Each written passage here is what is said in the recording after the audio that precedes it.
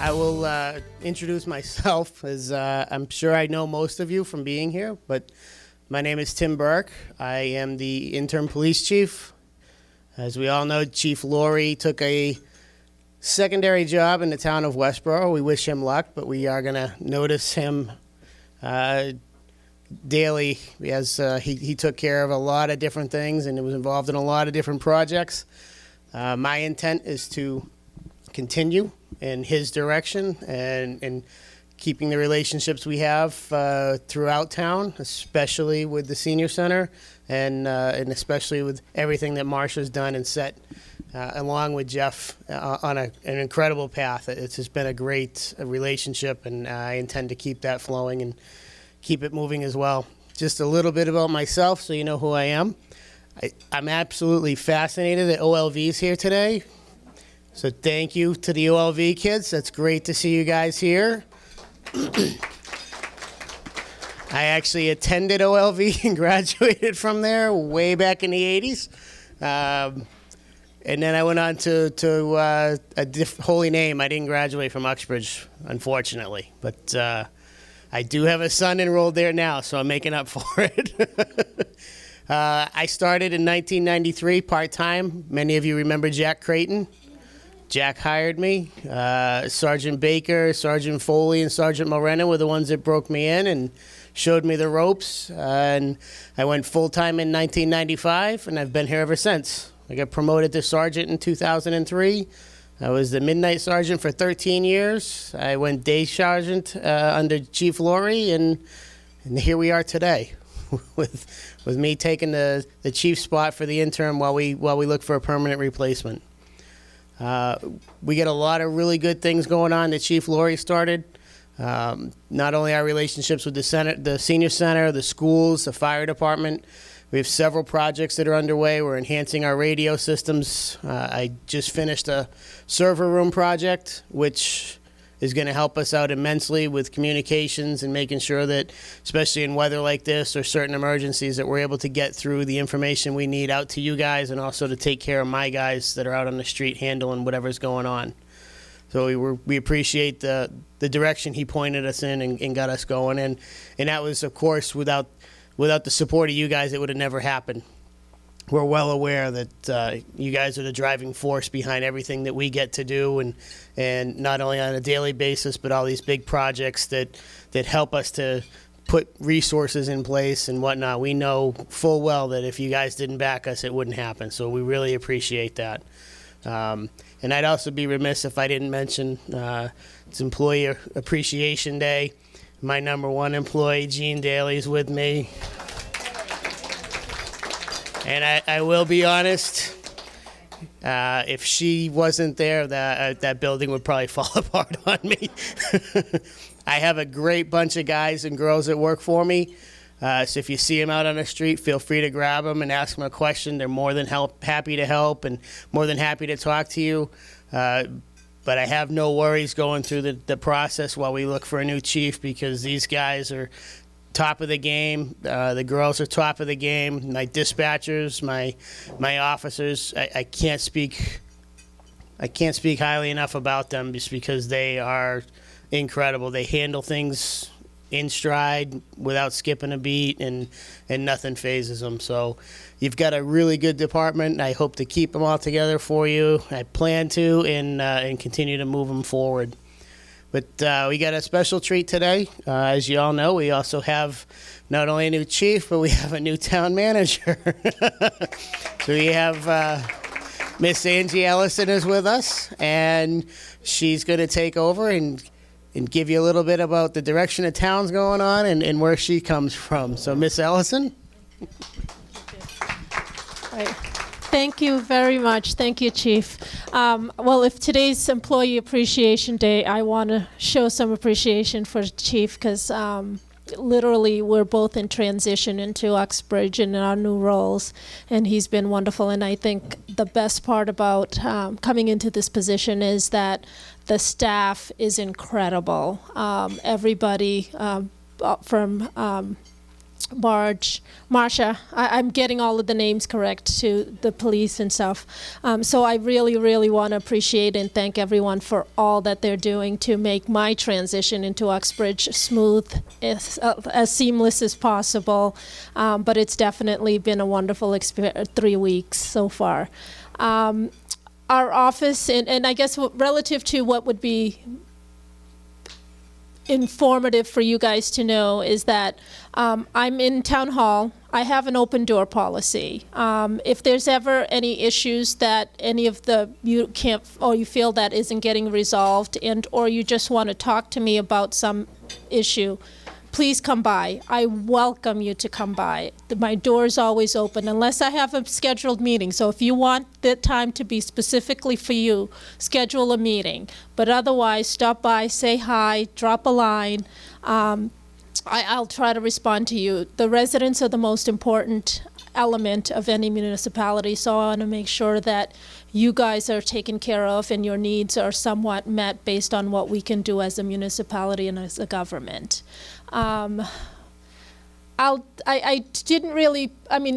Ultimately the direction of the town is based on town meeting, where you guys want us to take you. My whole approach is ultimately working as a team, right? We're all after what's best for Uxbridge. And whatever is best for Uxbridge is what my goal is. And I will try to make that happen and try to do it in a very cohesive team approach. And that has always been my taking.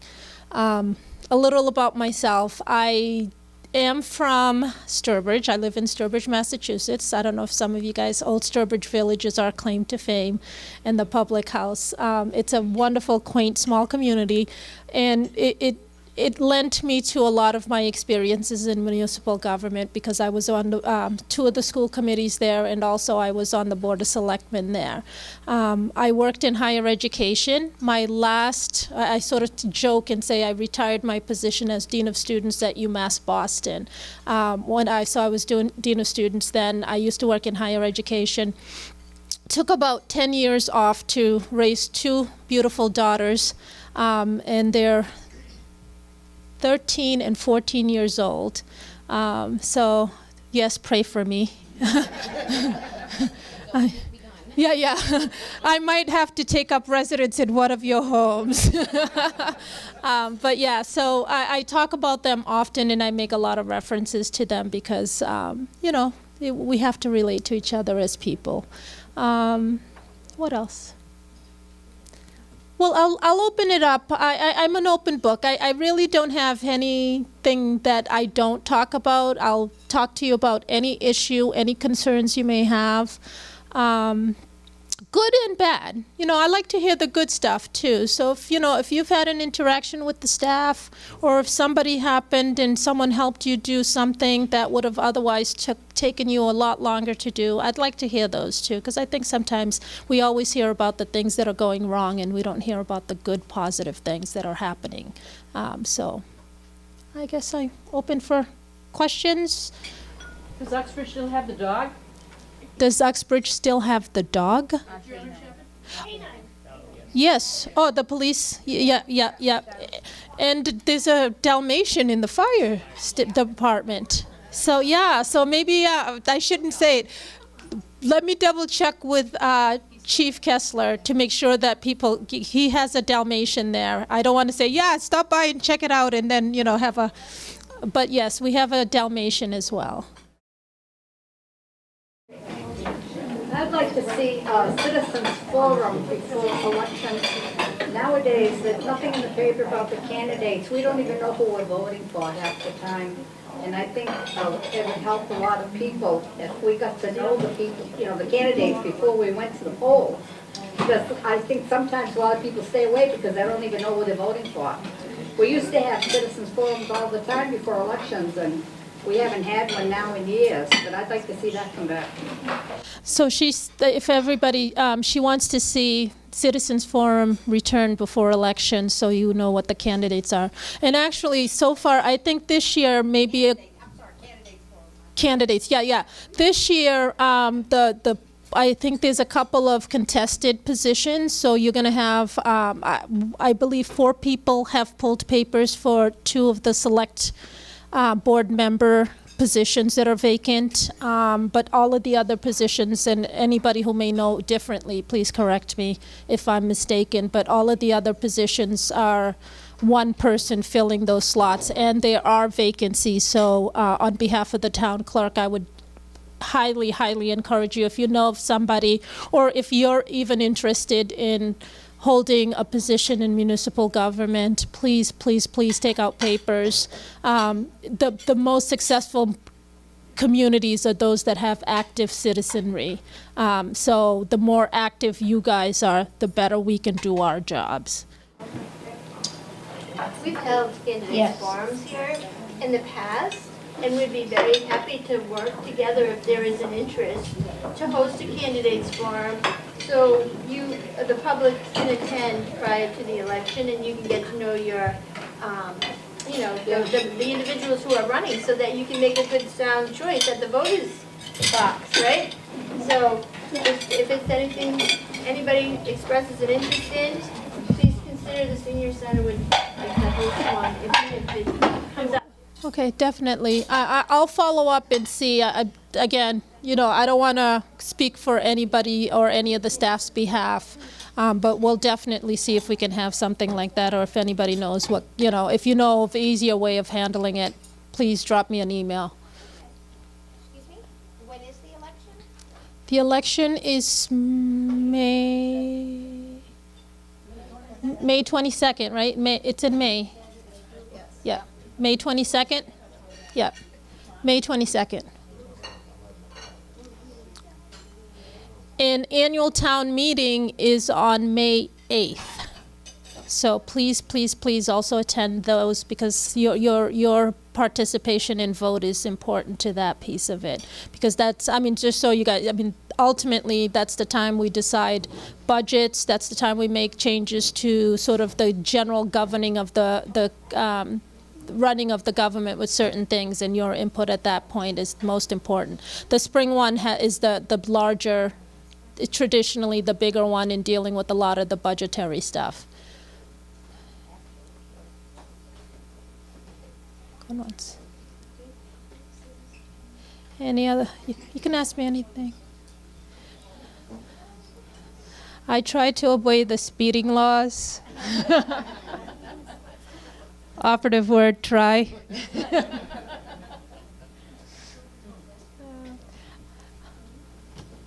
If not, all right. Well, thank you very much. Again, I'll be here for a little bit. I'll give it back to the chief. Thank you, and have a great weekend. Thank you. We have one other person with us today. We have Amanda Copeland from Representative Kevin Kuros' office. Hi, everybody. How are you? I think I made my rounds already and said hi to everyone. So if I did not make it to you, hello. I'm just up here quickly today. The other day I received 3 phone calls from constituents in Uxbridge who have received phone calls asking for you to make a donation to the Uxbridge Police Department, and in return you will receive a durable medical device, whether that is a back brace, knee brace, foot brace, something. I just want to bring to your attention that this is a false phone. This is not accurate whatsoever. Do not give any money or any of your account information, social security number, address over the phone to anybody. Another one we've been hearing is the IRS scams, saying you need to contact the IRS and get us money. I get phone calls every day from the fire. They want money from the fire, for the firemen or widows. Mm-hmm. Every day I get a phone call. Yeah.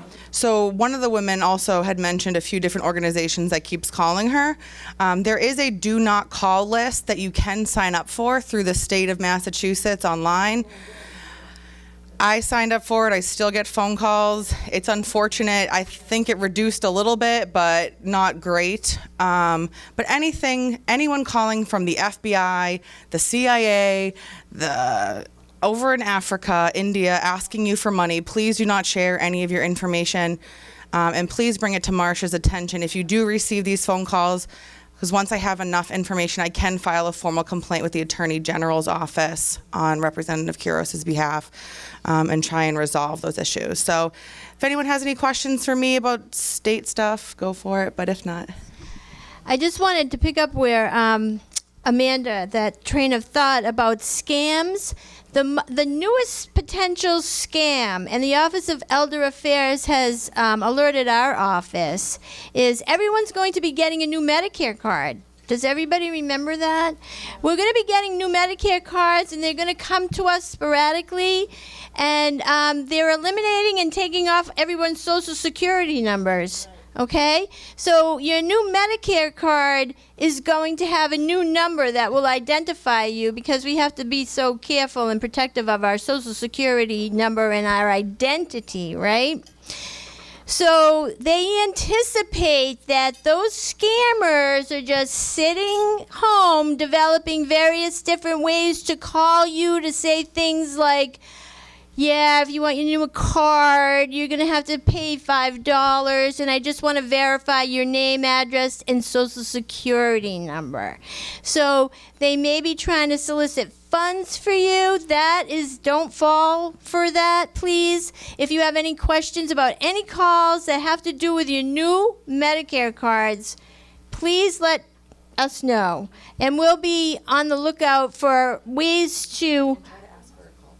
Yeah, good point. Try to always ask for a callback number, and don't give up too much information. Try to get information from the caller instead, okay? All right, well, I just wanted to thank everybody for coming out today. I wanted to thank everybody, the chief. We're so happy, and we will be supporting you, and we're so happy that you're supporting us and continuing these Speakers Bureau's luncheons on the first Monday. I want to thank Angie, Friday. Yeah. 2 weeks over. I know, it's Friday. Did I say Monday? Thank you. Thank you. I want to thank Angie for being here today. We look forward to working together with you, Angie. We are very pleased to have you here today, and we are looking forward to getting to know you better. So thank you so much for your open door policy and for being here. Thank you, Amanda. Thank you, Ben. Thank you, everyone, for being here. Have a great weekend, and we'll see you on Monday.